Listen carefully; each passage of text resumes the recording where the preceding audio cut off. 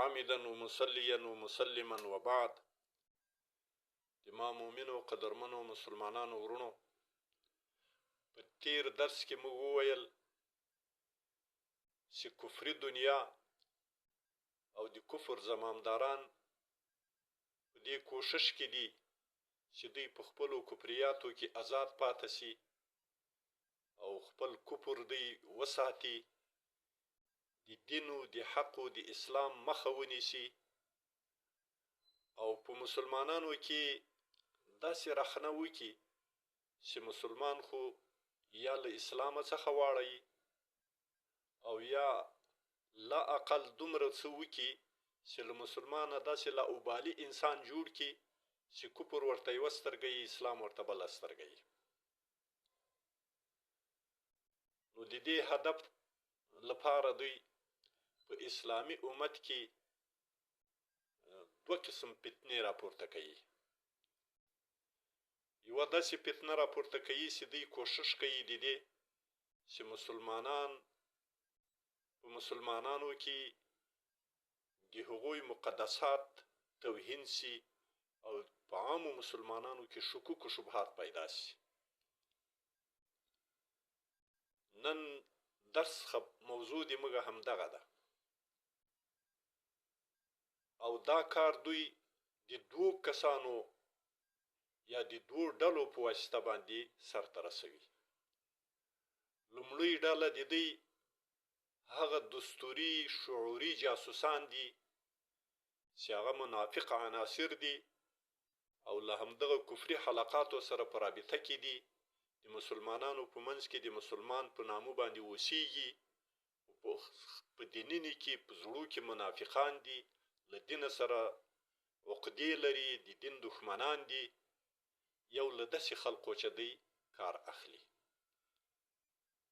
او دوهم له داسې یوې ساده لوحې او ناپوهو انسانانو په واسطه باندې که په هره جامه کې په هر عنوان باندې له هغو څخه کار اخلي چې هغه صرف د خپل نام و شهرت و قبولیت په عوامو کې په عامو مسلمانانو کې د دې عاشقان او ټول هم غمې په دې کې چې دی څنګه مطرح سي، څنګه قبول سي، څنګه یې خلک ومني، څرنګه یې مقدس وبولي، څرنګه یې اتباع وکړي. نو د دې په وجه باندې نور له هغه سره دا فکر نه وي یا له هغو کسانو سره دا فکر نه وي چې د ما په دې خبرو کې د ما په دې موقف کې اسلام ته نقصان رسیږي که ګټه رسیږي. دا دوم قسم غیر شعوري طور انسانان دي چې په مسلمانانو کې دی موجود دي او کفار ځینې کار اخلي. دا دواړه ډلې داسې فتنو ته لمن وهي او داسې موضوعات را برسېره کوي چې همدغه دو مقصده پې باندې حاصل سي، د مسلمانانو مقدسات توهین سي او په مسلمانانو کې شکوک و شبهات پیدا سي. لکه مثلا دوی دا موضوع را برسېره کړي چې د رسول الله صلی الله علیه وسلم والدین مبارکین دا کافران تیر سوي دي که مسلمانان تیر سوي، یا دا موضوع را برسېره کوي چې رسول الله صلی الله علیه وسلم قضای حاجت او د هغه بول او د هغه وینې پاکې وې که نجسې وې، یا دا موضوع را برسېره کوي چې رسول الله صلی الله علیه وسلم علم الغیب و که نه، په هر مکان و هر وخت کې حاضر و ناظر و او دا که نه ده، او یا داسې موضوع را برسېره کوي چې په عالم برزخ کې اولیاء انبیا دا مړه دي، مړه بلل کېږي، موږ یې مړه وبولو، او که دا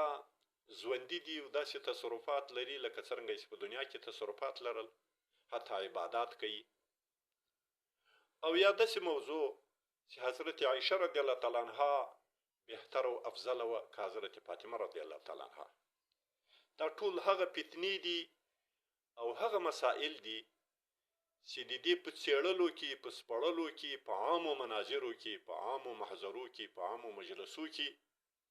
په خطبو کې د دې په سپړلو سره صرف د مسلمانانو مقدسات توهینیږي او مسلمانان په عامو مسلمانانو کې شکوک و شبهات پیدا کیږي. الله جل جلاله دې موږ له دغو فتنو څخه موږ ته امان را نصیب کړي او دغه شریرې ډلې